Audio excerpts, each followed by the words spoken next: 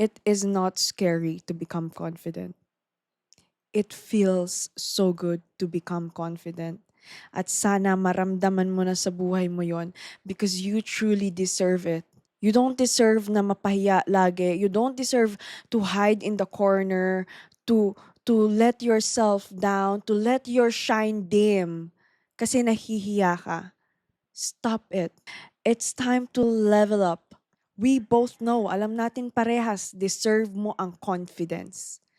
Hi guys! Welcome back to my channel. This is Fairy God May. And for today's video, we are going to talk about your confidence. First of all, I wanted to apologize dahil hindi ako masyadong nag-upload dito sa YouTube. But I promise you this year, I will really upload consistently. I'll do my best. I'll do my best para i-share yung wisdom sa'yo and to motivate you more in life.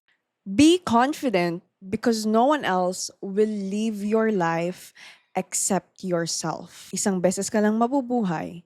Isang beses ka lang magiging ganyan at that age na sobrang ganda mo pero hindi ka confident. You have the beauty. You have the face card, but you don't have the confidence. What you need to do is work on your confidence. And the first step you are going to do is watching this video until the end dahil sobrang dami kong tips na maibibigay sa'yo na alam kong makakatulong sa'yo to work on your confidence. Honey, confidence is a skill. I'll say that again. Confidence is a skill. Hindi ka pinanganak na may confidence agad. Hindi ka lumaki na may confidence agad. You train yourself to be confident. Paano? For example is, you go to gym. Go to gym. Just go to gym. You told yourself, pupunta ka sa gym, sabi mo, sige, this month, mag-gym na ako, New Year's resolution, mag-gym na ako. Then go to gym. Go to gym. In that way, mapapagkatiwalaan mo yung sarili mo. Sasabihin mo sarili mo, gagawin ko to, gagawin ko to. That builds your confidence paunti-unti. And going to gym will change your life.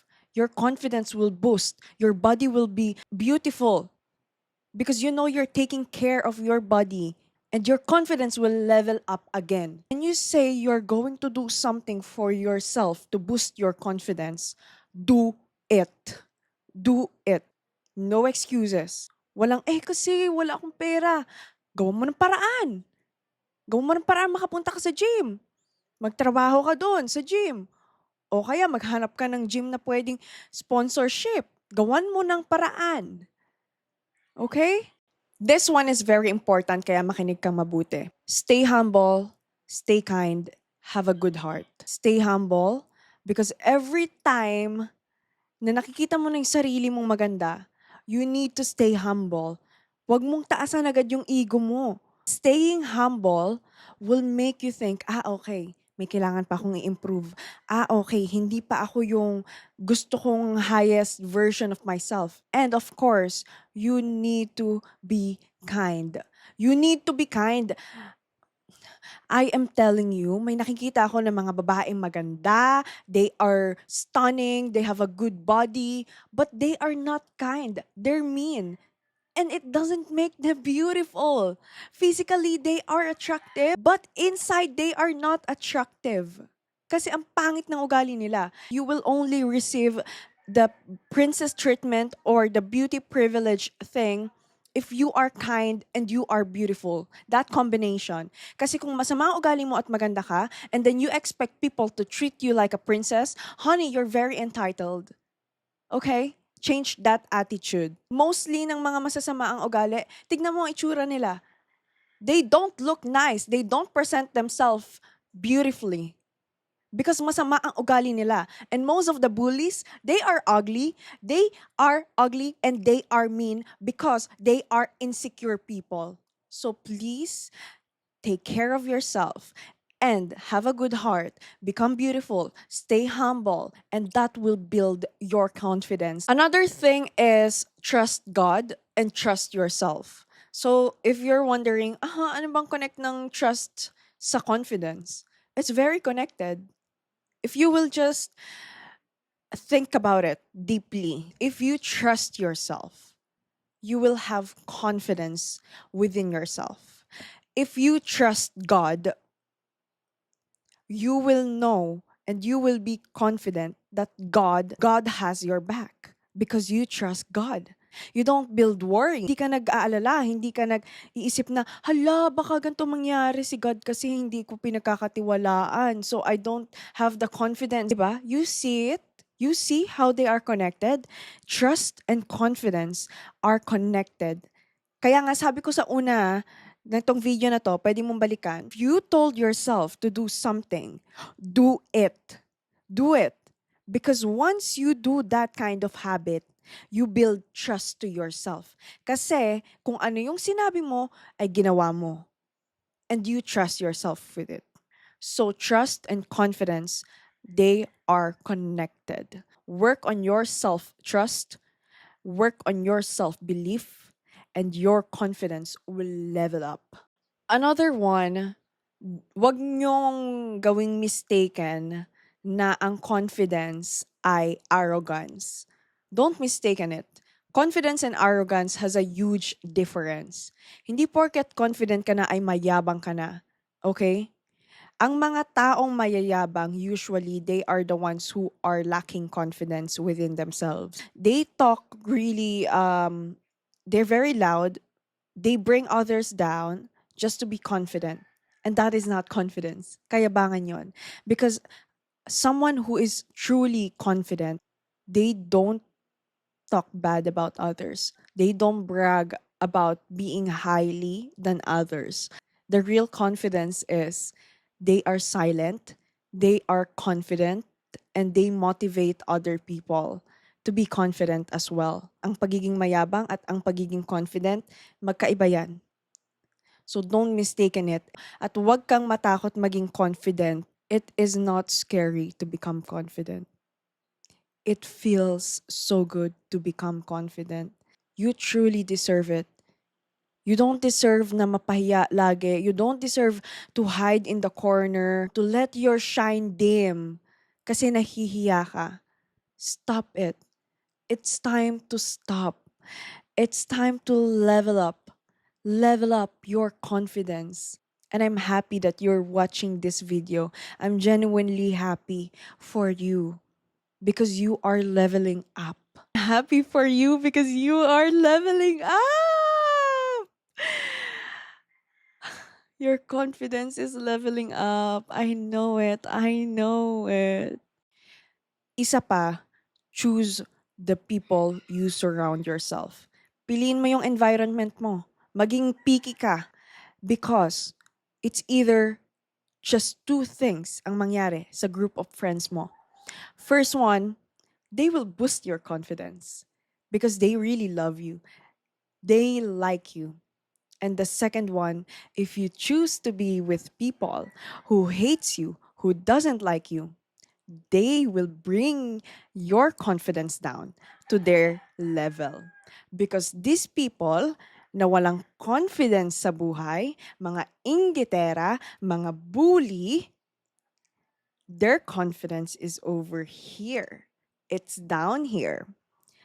So kung makita ka nila na confident kang tao, they will drag you. So what you can do, get out in that environment and choose the environment that you deserve.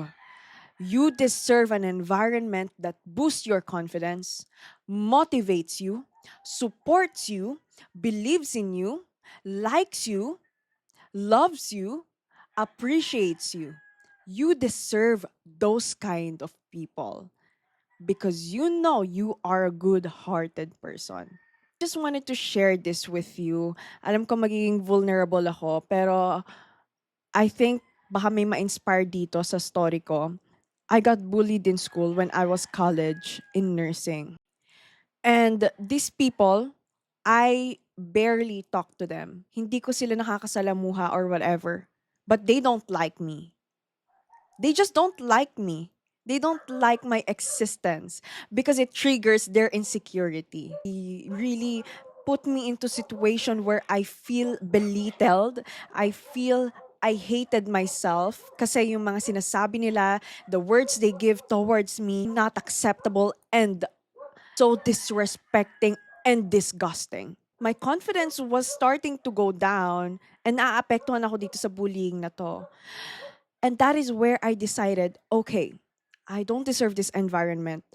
I don't deserve this disrespect. The moment I knew I don't deserve that kind of treatment, I get out in that environment. I took a gap year. I focused on myself. I healed the wound they gave me. And my confidence was starting to level up again. And no one can bully me anymore. No one. No one can disrespect me anymore. Because that bullying taught me the lesson that never let someone drag your confidence down to their level.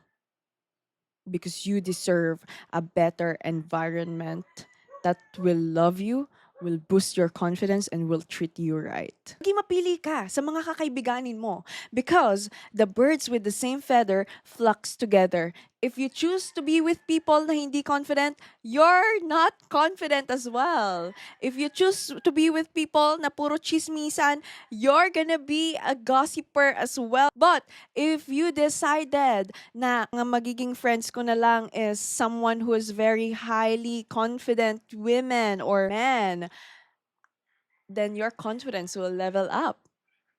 Choose your environment, choose your friends, be picky about it. Another one is love yourself. I know it's very cliche, lagi mo naririnig yan, mahalin mo ang sarili mo para maging confident ka. It's cliche for a reason. It all starts with self-love. Habol ka ng habol dyan sa taong hindi ka naman gusto. Mahal na mahal mo yung tao na yan pero hindi ka naman ganun kamahal. Because you don't love yourself enough. That's why you're not confident with yourself. Kasi kung mahal mo ang sarili mo, your self-worth will be leveled up. Your confidence will be leveled up. Your self-respect will be leveled up. So you will not chase. You will not chase and you will not be desperate at all because you know what you deserve. So love yourself. I was once someone na hindi mahal ang sarili. I was staying into a man who I know hindi ako tinatrato ng tama because I don't love myself enough. So hinahanap ko yung pagmamahal na yon mula sa ibang tao. And that is the most disgusting feeling I've ever felt because this guy will not treat you right. This guy will cheat onto you. This guy will not respect you. So your confidence is leveled down. Love yourself and your next boyfriend, your next girlfriend, they will treat you right. You teach them how to love you. Teach yourself to love yourself first before you start loving other people. And your confidence will level up. Lastly, I invest in yourself. Just invest into yourself. Invest into energy, invest into yourself with money, invest into yourself with knowledge, values. Just like, for example, with me, I invest my time sometimes with reading. I invest it with values, with wisdom. Kasi I know when I start investing into myself, I will level up. Like, for example, when I read books, just read books, guys. Girls, boys and girls, read books. Start reading books. Dati ayoko magbasa ng books. Pero it changed my life when I started reading books. Just read books. Magsimula kayo sa ganito kanipis lang muna ang basahin nyo. And then, unti-unti, ganito na ka-thick. So, you don't need to start na makapalagad kasi tatamarin kang basahin. So, start with thinner book. The more thin it is, the better. First book I read is Atomic Habits by James Clear. I highly recommend that sa mga first-time readers. It will change your life, really. So invest into yourself. Invest in good energy. Invest in money to yourself. Magpasalon ka, magpa-nails ka, ganyan, magpa-makeup ka, magpaganda ka, mag-gym ka. Invest into yourself to become the best version of yourself. Huwag kang manghinayang. Kung gagastos ka sa sarili mo, huwag kang manghinayang because it will come back to you 10 times. Yung confidence na makukuha mo every time na gumagastos ka sa sarili mo, nagsa-self-date ka, nagpapaganda ka, nagsasalon ka, nagbabasa ka ng libro, you will not regret those things. So that is all, guys. Maraming salamat sa panonood and I hope it boosted your confidence. And if this video helped you, kung gusto mo pa ng ganitong contents, you can subscribe here and you can like and please leave in the comment kung ano man yung wisdom na nakuha mo from Fairy Godmay. I love you all so much and see you in my next vlog. Mwah! Love you. Bye!